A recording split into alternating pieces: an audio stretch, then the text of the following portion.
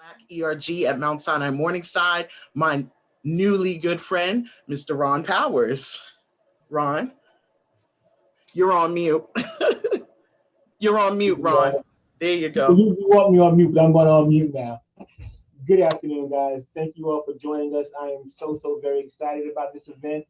It was a passion of mine to get these frontline faces out into the open so people can see, at every level how we're interacting and we're dealing with this situation and how people feel about their interactions and what they're bringing back to their homes and communities. So this is going to be a very important talk. I just want you guys to sit back and enjoy, listen to the questions, and feel free to ask questions if you have more. And listen, let's get it going. And let me just turn it over to my co-host, Ms. Dion. Hello. Hi, everyone. Good afternoon. So nice to be here. My name is Dion Frederick. I'm the Administrative Director of OBGYN at Mount Sinai West. And so again, once again, thank you everyone for joining the panel. And we look forward to having some great conversation around these topics. Thanks so much, Dion. So we're going to just jump right in by introducing our amazing panel. And we're going to start with Dr. Michelle Francis. She's the Site Director of OBGYN Clerkship, Senior Faculty attending Department of Obstetrics and Gynecology from Mount Sinai West and Mount Sinai Morningside, and Assistant Professor for the Department of Obstetrics, Gynecology, and Reproductive Science at the Icahn School of Medicine at Mount Sinai. So thank you for being here, Dr. Francis. We also have Mr. Marcus Johnson. He is the Assistant Director of Environmental Health and Safety here at Mount Sinai West. So thank you so much for being here, Marcus. We are really fortunate to have Anika Stokes McCullough. She is a Care Transitions and Population Health Administrative Assistant at Mount Sinai Morningside. So thank you so much, Anika. And I believe we have one more panelist on the way, but because he is doing such important work on the front lines, he may be joining us a little bit shortly, and his name is John Barnett. He is a security officer at Mount Sinai Morningside. So we're gonna just jump right in and ask the panelists to kind of do a little fun icebreaker intro, right? So if you could just introduce yourself, your name, your title. You don't actually have to do that again since I did it, or your site, the length of employment, a snapshot of why you entered the field you are in, and one interesting thing that people don't know about you. Like for me, I can't whisper. My family knows that, Maxine knows that, Dion knows that, Ron knows that, everyone who works with me knows I am not an avid whisperer. So we'll start with Anika. Hi, good afternoon. I've been here at Mount Sinai Morningside for 4 years this July. And one interesting thing that people do not know about me, that I am calm and peaceful. However, when I need to, I can be stern and forceful. Okay. And honest. See that? Thank you, Anika. Marcus, how about you? I have been working for Mount Sinai West since May of 2020, and I can be calm and peaceful like Anika as well. One thing I think people probably don't know about me is that I'm not as mean as I look when I'm carrying the clipboard. Thank you for clarifying that, especially during OSHA, making sure that we're all safe. And Dr. Francis, how about you? So my name is Michelle Francis. I've been the site director for medical student education for 14 years. And I have been part of the obstetrical team since July of 2003. So I've been here a long time. And what people may not know about me, there's two things. One, I love donuts. Like I love donuts so much that I actually dreamt about them last night. Like I had a dream that one of my patients opened a new donut shop and she made my favorite donut and she brought it. I mean, that's how obsessed. And I was also a field hockey player. I've been playing I used to play field hockey, not anymore. But I played field hockey from junior high school straight through college and was the assistant coach. That is really awesome. So first, I wouldn't say that's a dream. It might be a premonition. So she does open up that donut shop. remember your friends here on the panel. And field hockey, we'll keep that in mind. I would like to take this time to welcome Mr. John Barnett, one of our main frontline staff. John, you came in at the perfect time. Please give us your name, your title, the site you're at, the amount of time you've been working here, and one interesting thing people don't know about you. Well, my name is John Barnett. I've been working at Mount Sinai Morningside. November made 5 years. I made 5 years. One interesting thing people don't know about me is I'm really shy. Like, I smile a lot, and I'm very, I talkative, but I'm really shy. I'm really shy. Really? I've seen you interact with patients before. I would have never guessed that at all. And you're so calm under pressure. Thank you so much for being here. I'm going to turn it over to my very esteemed colleague, Mr. Ron Powers, for the first official question of the panel. Ron? Okay, with the panel, I'd like to know that, sometimes working in our industry makes you the go-to person in your family. People think because you work in a hospital that you kind of like know all things medical, which may or may not be true. So in your communities, when things like the COVID pandemic hit, tell us a little bit about what it was like for you going into your communities and having to answer questions from people who may be friends, family members, whomever, about what you're dealing with in terms of the COVID virus.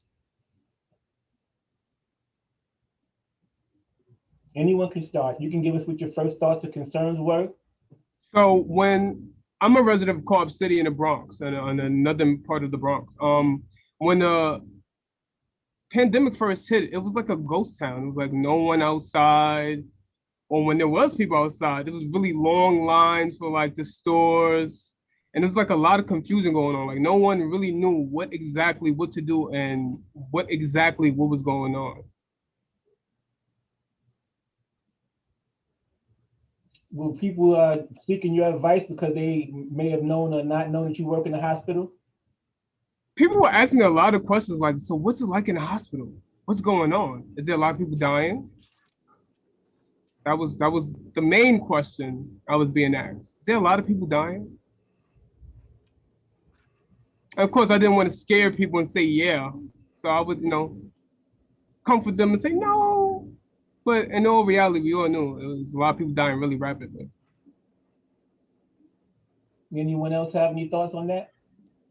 So for me, when COVID first hit, the first thing I thought about was, how am I going to keep my kids and my parents safe? And I was just, because my kids was very scared when they were forced to stay remote. And my husband and I were forced to go to school work because we both are in the healthcare system. So they were so scared about us and what will happen if we get sick and when we come home. So I did a lot of talking to them to put their fears at ease and just let them know that we're being safe and this is what we have to do right now. How about you, Marcus? I know for you, this was a little bit unique. You guys had to kind of like make adjustments very, very much on the fly in terms of disinfecting and how much you were disinfecting and where and how. So, I mean, how did this affect you? And, what did you bring home with you in terms of this? So for me, this was interesting. My Grandma Johnson, actually, is a retired nurse from New York City. Oh, she lives in Florida now, as many retired nurses do. She turned 90 last year around Memorial Day. So when the pandemic hit, we were in the midst of planning a big 90th birthday party for her. And I'm the only one in my family who lives in New York. So the pandemic hit New York first.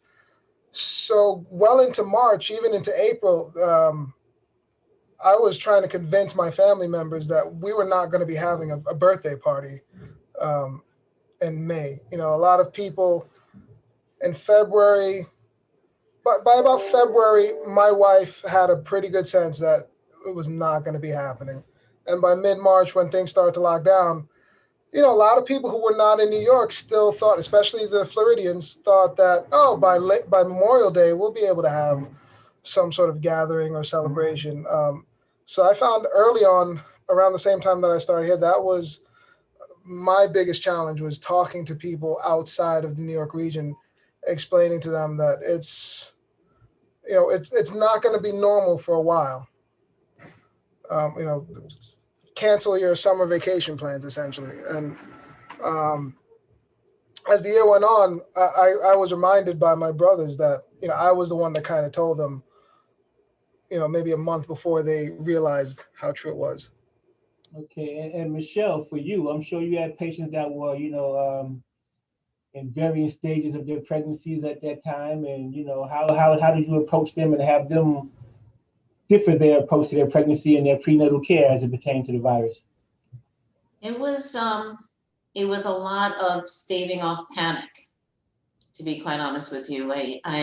We have different ways that patients have access to their physicians. They can call the office and leave a message. If we're not physically there, they can call the service when the office is closed, or they can send messages through the patient portal. It's called MyChart. I'm sure people that are familiar with it, either as a patient or as someone that receives messages. And I felt that even though we were only seeing essential patients in the office, that the lion's share of my time was going through my MyChart messages and then calling patients back, because those messages were sent, they were trying not to panic, but I could just tell by reading in between the lines that they were. And one of the hardest things for me was to try and convince them that they need to come to the hospital to have their babies, and to not go rogue and try to have your baby at home. And I did have a couple of patients that did start seeking out options outside of the hospital, which that's the last place I think people need to do, is try to take their own healthcare into their own hands, especially with, the risk of complications with a normal pregnancy. So that was the hardest part about managing the pandemic, was the day-to-day change and not knowing where we were going, and trying to convince patients that yes, the safest place for you to be is at home, and then when it's time to have your baby, to come to the hospital. Wow, very interesting. I'm sure that was quite an endeavor to convince some patients that, listen, it is safe to come in here. I know you're seeing all these images on television, but listen, this is still the best place for you to be. Yeah, I spent a lot of time talking to patients on the phone, like a lot of time. I definitely appreciate that answer. All right, guys, I'm sorry, Dion, you want to add to that? Yes, I just wanted to thank the panelists for sharing their thoughts and concerns, because I can imagine many of the participants that are on, I'm sure they may share in some of your same thoughts, if you will. And moving on to the next question, I'd like to ask, as the pandemics worsened, panic and fear, of course, worsened as well. For the panelists, what information do you think was important, if not essential, for you to share with your communities? And was there any misinformation you may have wanted to or almost immediately refute?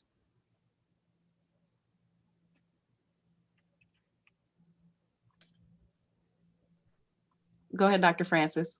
I was going to say, I don't know if I should speak up or not. I just spoke. I guess, the biggest concern I think my patients had was for my safety, right? So then here they have a situation where they don't know how things are changing from one day to the next. And I kept getting the question, are you safe? Are you okay? Are you okay? Which was really nice. It was nice that patients were concerned about my well-being. And I had to check them regularly, like, I'm fine, right? Like, don't worry about me. I'm fine. I have access to the things that I need to take good care of you, and to please continue to take care of yourselves. And so, one of the things that happened during the pandemic, which I completely understand why it was introduced, and then of course why it was retracted, was that partners were not allowed to come to the deliveries. And that was probably one of the worst weeks of my life, because I now had to explain to a patient why it was safe to come to a hospital to deliver your baby. And now it's safe for you to come to your hospital, but you can't bring your husband, or you can't bring your partner, or you can't bring your mother, or whoever is going to be your support person. And that was hard. And then when that ruling changed, I had to then retract that statement and then try to reel back in all of those patients that were, flooding other institutions to leave ours, because they were concerned they weren't going to have support with them during one of the most important, and now during the pandemic, one of the scariest moments of their life. So that, it wasn't misinformation, but just redirecting and reminding them that The rules are changing. We don't know what's happening from one day to the next. Let's continue to regroup and touch base so that we can share the correct information and not continue to perpetuate information that's not true. Thank you for sharing. John, how about you, especially being in security? What are your thoughts? Well, when the pandemic first started, it was a lot of confusion on like how was people actually getting this disease, like, and how do we prevent each other from getting it? So in the beginning, it was like you would have to wear a specific kind of mask, and it was a lot of confusion about that, like the N95, or do you wear the simple surgical mask? That was one of the main issues, especially in my department, because we was trying to figure out how do we protect ourselves, right? Because in the hospital, certain departments were getting special masks, and security was just getting the regular surgical masks. So that was one of the main issues, at least in security, is like PPE. Like, what is the proper PPE to wear to most effective not get disease, to prevent from getting the disease? That was one of the main confusions. Okay, thank you for sharing, John. And Marcus, how about you? Yeah, I agree with John. As the assistant director for environmental health and safety, environmental health and safety oversees the mask fit testing program, and I think what's continued to be a challenge. I mean, masking generally is a challenge all over the world, but I think a lot of people don't necessarily understand different masks and different protection factors. N95 versus, I used to be a hazmat responder. I used to wear a full face respirator as part of my job responsibilities. I have a pretty good understanding and have worn many different kinds of masks. And I think people, to some extent, understand that a surgical mask doesn't offer as much protection as an N95, but they also then see a lot of people have asked for PAPRs. And I don't think people understand necessarily that a respirator that you have to wear continuously and put down and then take back up, you have a lot of responsibility now with that piece of equipment to keep it clean. So I've gone into Home Depot and seen people wearing respirators that I would wear when I was working on a hazmat team. And my first question is, did you wash that? Are those cartridges clean? Because if those cartridges were sitting in your car for 2 weeks, that cartridge is not effective. You might look like you're in a hazmat team, but you're not necessarily taking proper care of your equipment. And so you're not taking proper care of yourself. I haven't gotten into a lot of full-fledged discussions about that. We try to just tell people these are the masks that we prescribe, and we fit test people to the masks that we have available in stock. But I feel like there continues to be a lot of confusion about mask wearing and mask compliance.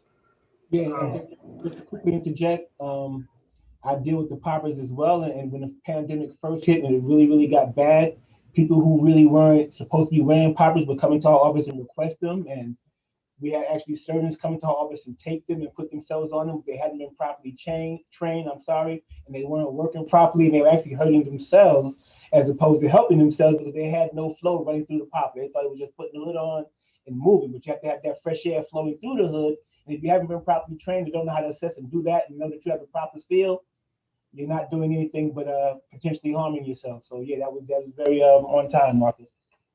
Definitely. And Anika, do you want to share your experiences as well? Well, honestly, I was grateful for the COVID town hall meetings because they were able to give us a lot of information about what was occurring here in New York. And I was able to take that information back to my family and my community and share with them, because when we watched the news, we were getting information about what was going on worldwide and what's the best things we should do worldwide to stay safe. Whereas I was able to share what is best for us here in New York, how to keep us safe here in New York. So I was grateful for the town halls, actually. Yeah, you're right. Anika, I shared the same experience at home because when you work in healthcare and you go home, everyone expects for you to have all the answers, and they want you to share what you know, because again, we were at that period where we didn't really know much of anything. So thank you everyone for sharing your experiences. Yes, Ramona? yes, thanks so much, Dion. Absolutely. I think it's always so important and interesting to hear so many backgrounds for the experiences, particularly as it worsened and we were in the height of it. There was so much misinformation and so much confusion. It's really helpful to hear these backgrounds right now. So thank you again for sharing that with us. With that said, there are always memorable moments, right? There are always little bright spots in the times of the most darkest moments. Can you tell us about a time where you had a positive experience within this pandemic that really resonated with you? Oh, John, you know I'm going to call on you because I see you smiling. So you're up. You're up. So unfortunately for me, pandemic has been terrible. I right now I cannot find any bright spots. Because one, I lost my fiance during this pandemic, and I lost my pops. So there's no bright spot for me during this time. I am so Even sorry. a year after, it's still cloudy and dark. But I mean, I'm maintaining, but I still haven't found that bright light. Yeah, condolences, my brother. Very much so. And thank you for trusting us enough to share that information with us, especially on this panel in such a public space. Yes, I have to say condolences to you, but I will say your smile is a bright spot. So thank you for that. Anyone else want to take this? Anika? So 2020 was supposed to be an amazing year for my family. Our oldest son was graduating from high school, going away to college. It was just excitement galore in my house. And he was looking forward to all the senior activities that come with making it to the 12th grade and finally finishing high school. But once school got closed down, the city got closed down, everything got canceled. His world to him was like completely over. There's no senior trip. There's no senior activities. There's no senior cut day. So he was a little disappointed. We tried to tell him, listen, when COVID gets under control and we're able to travel, we'll do like a family trip anywhere he wants to go. But he went back to his friends and they put on a Zoom prom. Everybody got dressed up. They made food and they stayed up late and just partied in their house, social distance. But to them, they was like, this is the best we can do. And they made it work. So it was nice to see. That's awesome. Creativity in the time that you have to be, right? That's really thinking on your toes. Dare I say that is a Mount Sinai Morningside or even a Mount Sinai Health System trademark of agility. So kudos to your son. Anyone else? Dr. Francis, maybe? So I'm always going to bring it back to some kind of patient care experience. So one of my patients who had to deliver her baby without her partner, and what we were doing to compensate for that distance was we created I forgot what we used, either as an iPad or some kind of device that we had in the rooms for the deliveries. And so she was for cesarean delivery. So her partner was in the room in their apartment, and you could see like the artwork on the wall and their furniture, etc. And he was there, and I was doing the cesarean delivery. And it really, I can't tell you, like it broke my heart that this lady had to undergo major abdominal surgery with no supportive family in the room. And so, of course it's not about me, but you can't help but feel it. So I'm like pulling myself together and I'm doing her delivery and everything went well and everything was great. And so in the recovery room, she turns to me and she says, Dr. Francis, surprisingly, it was really comforting to see my husband in our apartment with the artwork on the wall. I was like, Oh my goodness. That's really, really impactful. And that's I couldn't even find words for that. That's really, I think that's also a testament to the space that we're in. No, absolutely. I mean, that's emotional. And I think it's a testament to the space that we're in right now during this pandemic, as care providers, as healthcare staff, as people coming in just every day trying to provide a service to people who are looking to us for the answers. And that's that human touch, that's that humanity that I think was often so missed during this entire pandemic. So of course, it's absolutely an opportunity to be a little overwhelming. And I cannot say thank you enough for sharing that experience with us.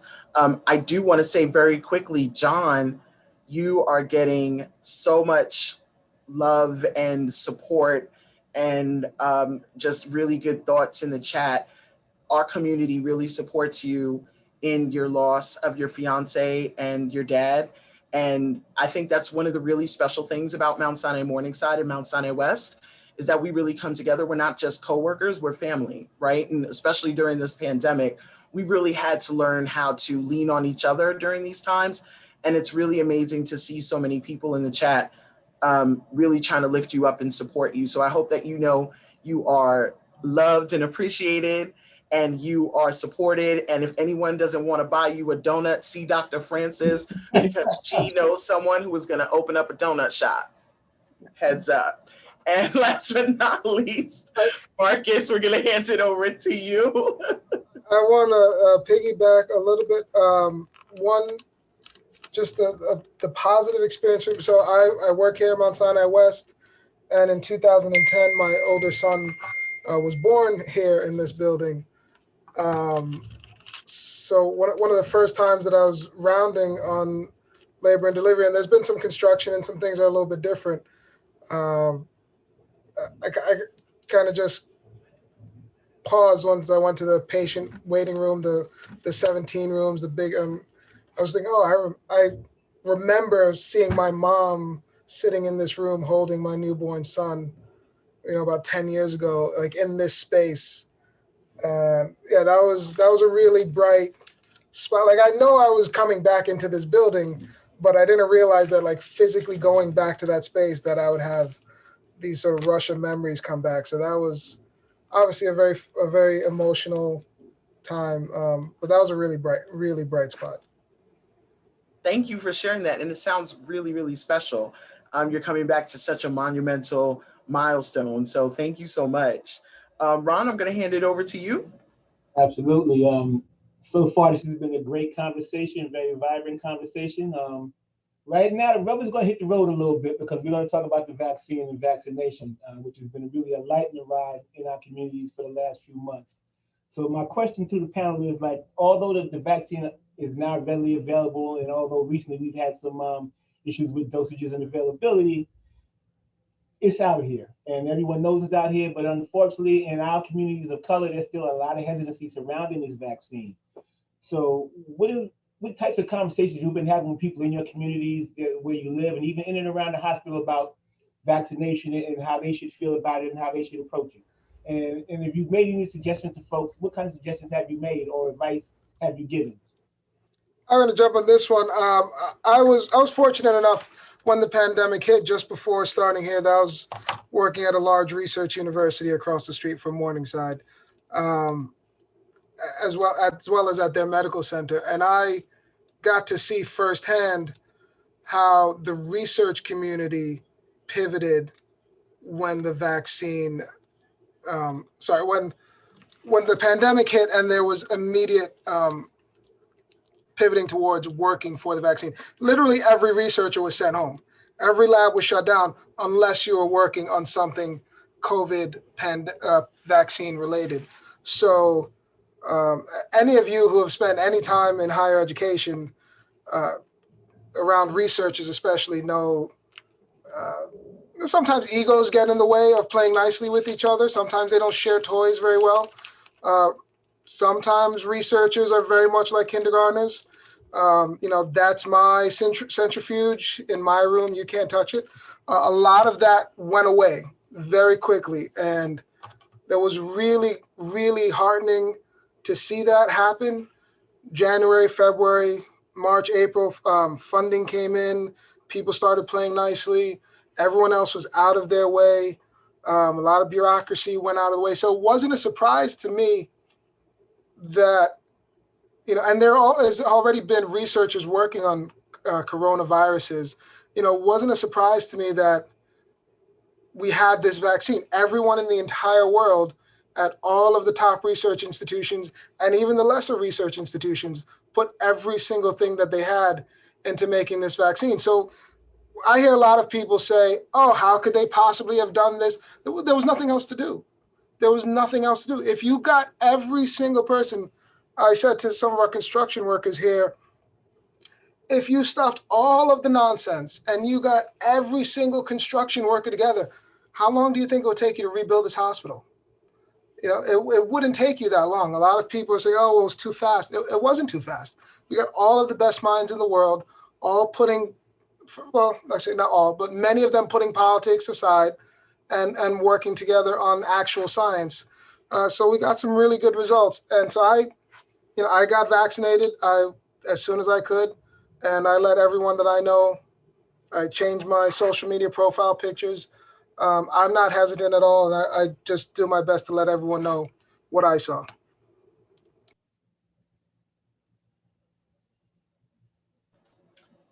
Thanks so much for that, Marcus.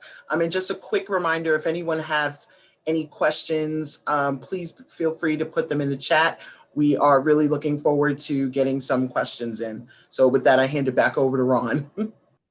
Michelle, again, I'm interested in how you're advising your patients. On our town hall we had here at Mount Sinai Morningside recently, discussing the vaccine. We actually had an individual, one of the PAs here, who was vaccinated while she was pregnant. She got the first dose, I think, in her 9th month, and she got the second dose, I think she said 2 weeks postpartum. So what type of advice are you giving your patients that are expecting right now? Take it. That's it. It's safety, right? Just take it. And if they have any questions about it, and I completely understand people's reservations because they don't understand the science, they don't understand the dedication that people had to making this vaccine a possibility. And on a much bigger scale, it's our social responsibility. If we're ever going to get back to normal, if we're ever going to get people who we don't see back to work, because there's a lot of people right now that are not working because restaurants are closed and the theaters are closed, and a variety of reasons. There's a lot of people that are at home who are not making a living because this pandemic has hit. If you want to go to Carnival ever again, you better get vaccinated. So I've had that conversation, especially with some of the security guards. I used to talk to them about wearing a mask and making sure they had the N95s, if they had access to the N95s, if they were supposed to wear them. So I talked to the security guards when I walk into the building every day. And there was this one guy who we call each other cuz because our families look very similar. And I talked to him in depth about the vaccine. And he told me his reservations and his concerns. And we had like a real talk about it over several visits, not gonna say visits, like several interactions. And then one day he pulled me aside and he says, guess what? I got the vaccine. And that was like my personal grassroots effort because, he didn't have to listen to me. And I spent the time, in my opinion, a lot of time trying to explain to him why this was really important. And if my efforts can convince someone to do a good thing for themselves and for our community, then maybe his interactions with other security guards and family members will spread the word. Absolutely. Just to piggyback over what she said, I had a very similar experience speaking to my supervisor. At first, I was really skeptical about taking the vaccine, but me being like a young leader in my department, he told me usually people follow me and my opinions and stuff, and he said, I could be doing a lot of people a disservice by not taking the vaccine because a lot of people look up to me in my department. So I had to sit there and think, if I took this vaccine, could I be helping out my coworkers? So I took the vaccine. I was able to convince like 5 of my coworkers to take the vaccine. And I thought that doing that, how can I say it? Doing that, I provided a service for them. I was able to open up a lot more minds and open them up to take the vaccine. That point aside, though, were you absolutely comfortable taking it at the time you took it, or did those conversations you had with your supervisor kind of like influence you to take it? So at first I was not comfortable at all. I was really skeptical because, of history, But I did some research and I saw that a lot of people was working on this vaccine. So it wasn't like just something that was pulled out of midair. Like it was worked on for a long time. So I had some faith in it. So I decided to take it especially after having that conversation with my supervisor. Okay. Anika, how about you? So I took it as soon as it was offered to me. It was no hesitation. My husband took it as well as soon as it was offered to him. We had talked about it prior to the vaccine being available to us on if we was going to take it, the research behind it, how it's going to affect our kids and our parents. And my sister, who is a nurse, she had caught COVID, and she did really bad, but she was able to recover. And she said to me, listen, I'm taking it as soon as it's offered. I don't want you to get sick. I don't want the family to get sick. So make sure everybody take it. So we just followed her lead and we went and took it. And then we just started spreading the word with our family. Take the vaccine, just take it. So a lot of my older family members have taken it. There are couple that are waiting to take it. I'm not sure why they want to wait when they're in that bracket to get it now. But whenever I talk to them about it, they just keep telling me, I'm going to take it. And I figure if I keep talking to them, I keep hounding them, eventually they'll just go and take it because they'll be tired of hearing my mouth. Okay, great. Ashley, how about you? Is Ashley still with us? Hi, good afternoon, guys. In regards to the vaccine, I personally have not taken it as of yet. I'd still like to learn a little bit more about the research and the efforts behind it. But I do, I did want to ask this question because someone did ask me, if I get the COVID shot, would I get a positive COVID test? So, and I think a lot of people have that same question. So if you guys don't mind elaborating on that, please. Okay, what we're going to do, Ashley, we're going to shelve that question because later on we have Dr. Gottlieb from Mount Sinai Morningside going to come in and she's going to act as our fact checker. That's most certainly a relevant question that we can share with her. No problem. I'll save it for her. Okay, right now I'm going to turn it back over to Dion because she has one final question for the panel. Yes, I do. So thank you to all the panelists for sharing your thoughts, concerns, emotions about the pandemic and your experiences, of course. And just if I could just ask everyone to just sort of sum it up to just one word, if you could all just share one word to describe your entire experience around the pandemic, please share. And I'd like to know why you would use the one word that you select to share with us as to how you would describe what's your experience with the pandemic.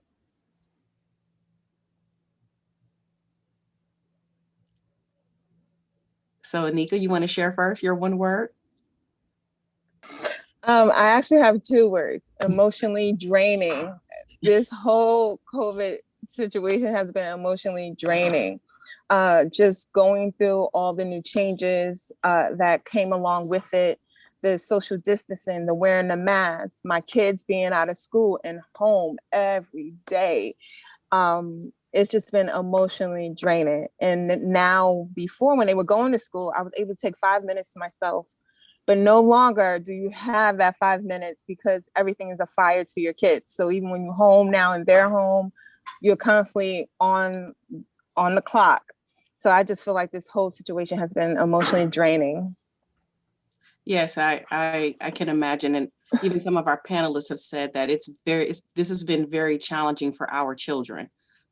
So we think about as adults, our experience and how draining it has been, emotionally draining for all of us, but it's also been challenging for our children, especially our school age children. Any of the other panelists, do you want to share your one word or maybe two? If I had one word to describe this whole pandemic, it would just simply be devastating. But not only because of my personal loss, just being a security in the hospital and seeing patients come in and seeing them not make it, it's heartbreaking. It's like, you would hope to see them walk out and defeat this horrible disease, but it's really devastating to see that some of them don't make it. That is really unfortunate. You're right about that, John. And those of us that are in us, our family members, and we're seeing these experiences in not only the patients, but their family members. So I would definitely second that. Truly, definitely. Dr. Francis, your one word. I'm not sure if this is going to come off the right way, so forgive me. But it's unifying, right? It's a ubiquitous, unifying experience. We're all going through it. It's not, and we're all going through it in our own way. We're all having our own positive and not so positive experiences with the pandemic. You know, we're all talking about our families, how it's impacting our families, how it's impacting our friends, how it's impacting our work life. But it's impacting all of us. And it's impacting all of us independent. I mean, yes, there are some socioeconomics that may not be as affected, but we're all affected in some way. And in the same way we're all affected, when things get better, we're all going to reap the benefits of this unfortunate time that we're putting in. So I don't feel alone. It's not as if I'm the only one that's going through this pandemic. We're all going through it kind of together. I wish it would be over because, quite frankly, I'm tired of it too and how it's impacting my personal and professional life. But we're all going through it. And once we get through it onto the other side, we're going to have a perspective that I think is going to continue to unify us. Us as a our community. Thank you for sharing. And Marcus? Yeah, I think, sorry, I've gone through about 5 or 6 different one words. Trying not to sound too cliche. I'm gonna say watershed, and I mean watershed in the truly geological sense of watershed, which is the peak of a mountain essentially. I feel like this is going to be the new moment. I think everyone is going to remember essentially there was everything up until March 11th or 12th, 2020, and there was everything since. And I don't think we're finished. This first 12 months essentially has been incredibly difficult. I see some people have asked some questions like, what are we going to have to do this every year? I'm not sure if there's an answer to that yet. Whatever the answer is today, I'm not sure if there's an answer to that yet. But I was talking to someone who's considering doing some work on their house, and they're talking about putting an outdoor sink. That's just that's going to be I think there might be some new things. We might see some code changes, the way people design their homes, the way we design facilities, the way we think about, sort of everyday things. I, for one, am probably always going to wear a mask when I'm on the subway from now on. I'm probably just going to do that. I would never have done that in February of 2020. So I think this is going to be a real defining change moment. I think everyone is changed after this in some way, shape, or form.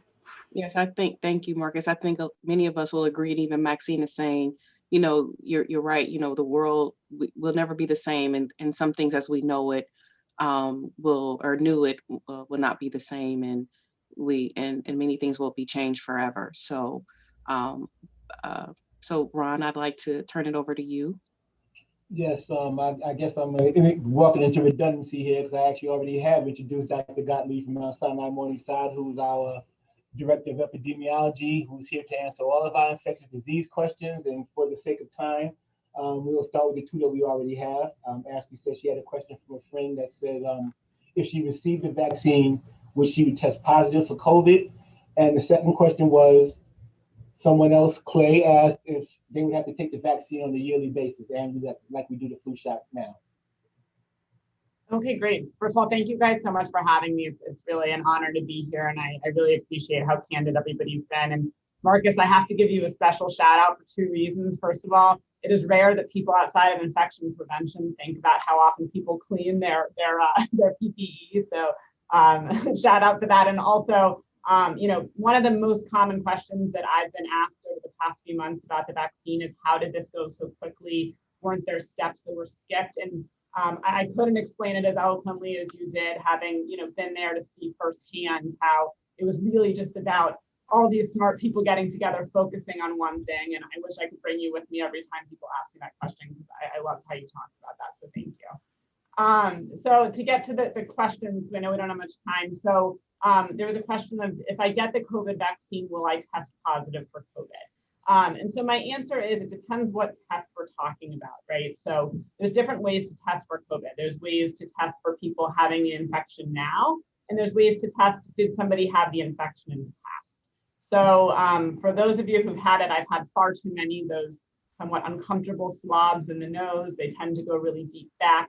Those are what's called PCR tests, or in some of the urgent cares, they also do more quick ones called antigen or rapid tests. Those are tests that look for active or very recent infection, and those will not be affected by the vaccine. So if you get vaccinated and have one of those tests, that test will not be positive unless it's because you got infected. The vaccine will not impact it. Now, that's different than the blood test, which is looking for antibodies or presence of prior infection.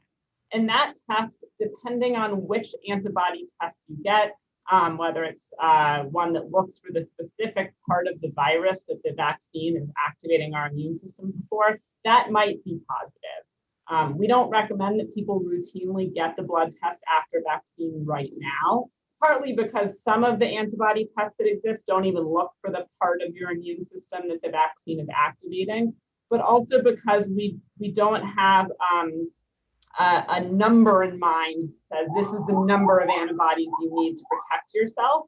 What we know from the studies is that these vaccines, are very effective and pretty much universally effective in preventing severe disease, regardless of each person's individual antibody status. So the vaccine might impact that, but we don't recommend testing for it right now. So I hope that answers the first question. And then I know the second question was, well, I have to take the vaccine yearly. And that's a question we get a lot. We know the flu vaccine is recommended every year. The quick answer is we don't know yet. And I think I try to get people to focus on now.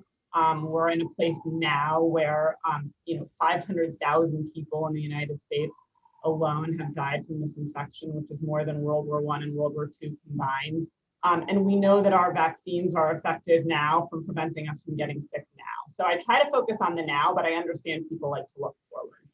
Our scientists' best guess is that this is not going to be a yearly vaccine the way the flu shot is, because this type of virus, the coronaviruses, they don't mutate as quickly as the flu virus. So we don't think we'll be playing catch up and getting a vaccine every year, but it's definitely possible that at some point down the road, we'll need a booster, particularly since the virus has been circulating so widely, it's been able to develop these new mutations. It's possible that there'll be a recommendation in a year or so from now to get a booster for these newer variants. But moving forward, best guess would be less often than that.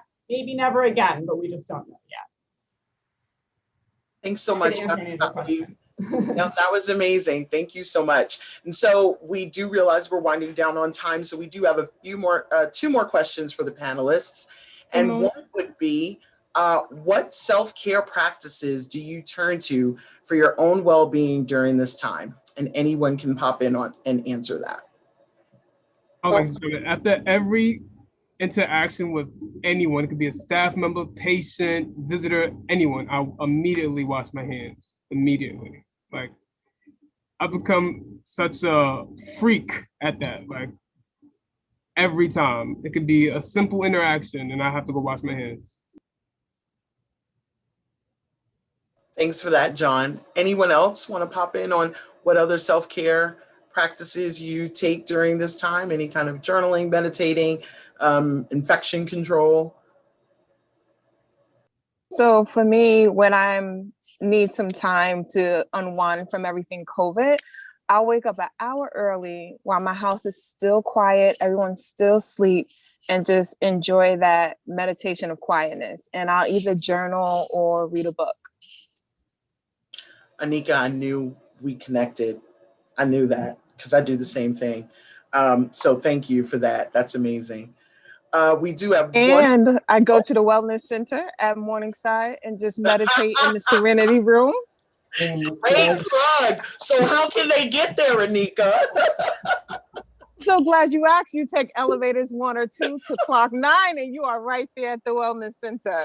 All right. All right. That's a great plug for the Wellness Center. Exactly. And everyone should keep an eye out for the Wellness Wednesday emails, if I'm correct. Coming from you, yes? Yes, it's coming soon. Thank you so much for that. Appreciate that. One more question we have is, have any of you faced negative criticism for either taking or considering taking the vaccine? I almost feel like that's a loaded question, so you guys take your time in answering it. That's an incredibly loaded question, but yes, I think so. I say I think so because, we all know people who ask a question and then when they don't get the answer that they think is right, they just kind of go, Like I've gotten a lot of those, oh, okay. Like, oh, you're one of those, so I'm not going to continue to have this discussion with you. So I've gotten a few of those. I would like to say that I was as good as the good doctor and had some conversations with people, but I haven't had the patience, honestly. I really should, but I haven't. Life's been busy. When I get the like that, I just don't have the patience right now. But if somebody wants to have a genuine conversation, I'm glad to share with them, some of the same things I've already told you. But yeah, I feel like that is criticism enough. The community I grew up in, that was, comes with a little side eye. You guys know what I'm talking about. No, why don't you elaborate on that? No, I'm just kidding. I feel Ramona. No, I have no idea. No idea. Anyone else while we have 5 minutes left? This is your opportunity. Going once. We have our great panelists. Okay. Well, I just want to say with self-care, I spent a good portion of last fall hiking Bear Mountain. I've not done that before last year, and I found it to be peaceful at the top. Very hard getting up, but very nice at the top. Amazing. And there's such a huge wellness component, not just for the silence, but for just getting out in nature and reconnecting. So that's amazing. I would say invite me one day, but I'll talk to you about that. So if there are no more questions, we would just like, on behalf of the Mount Sinai West and Mount Sinai Morningside Black Leaders Advocating for Change in Community, ERG, would just definitely like to thank all of the panelists who took their time out of their very busy day today. John, Anika, Dr. Francis, Marcus. Oh my goodness. Yes, Dr. Gottlieb, Marcus, we just really, really appreciate you taking the time out to speak to the communities we serve, speak to the communities we work with, speak to the families we work with, right? Because we learned what family are here today. I definitely want to thank all of the behind the scenes team, Ashley, Maxine, of course, Elizabeth and Shauna from ODI for supporting us and having these amazing conversations and really supporting this idea and this initiative. We wouldn't have been able to do it without you. I want to definitely take a side note and thank Ron and Dion for their immense patience with my insanity and reaching out to them and emailing and everything else and just doing it vice versa, coming up with these amazing ideas to get this panel going. And of course, all of the attendees that just tuned in. Yes. You took time out of your lunch hour and you took time out of just your day. And so we're getting a lot of thanks in the Q&A. We're getting a lot of thanks in the chat. And again, the thanks is really up to you. or it's really because of you. So if anyone is interested in joining the BLACC ERG for either Mount Sinai West or Mount Sinai Morningside, please be sure to send us an email or actually just reach out to us. We will send out the information to the attendees, anyone who may be interested, because we do meet and we have amazing events such as this, where we can come together and support and strengthen our community and enrich our community with educational resources and activities. And I'm gonna hand it over to Dion and Ron, because I just talked a whole lot. Thank you so much, Ramona. Thank you for this opportunity. You really did spearhead this, and also, just the encouragement. And this is great for all of us, I believe. Looking forward to future events, and of course for uplifting BLACC. We are trying to do some really great work around the health system. So thank you so much, Ramona and Ron, for everything that you do. Absolutely. I think Ramona really said it all. We're kind of like just piggybacking, but this was an amazing event. I was glad that I was able to help compile this diverse panel, because it's not just doctors and nurses, even though we definitely respect our esteemed physician colleagues like Dr. Francis and Dr. Gottlieb. The hospital is a community that's made up of a whole lot of different disciplines and professions and vocations, and getting different perspectives, I think, is very important, because we're all not at the same level of things at the same time. So the more we can communicate with each other, and the more we can see our sameness, the more we can come together and really have that diversification and that inclusion. And I think that's very important.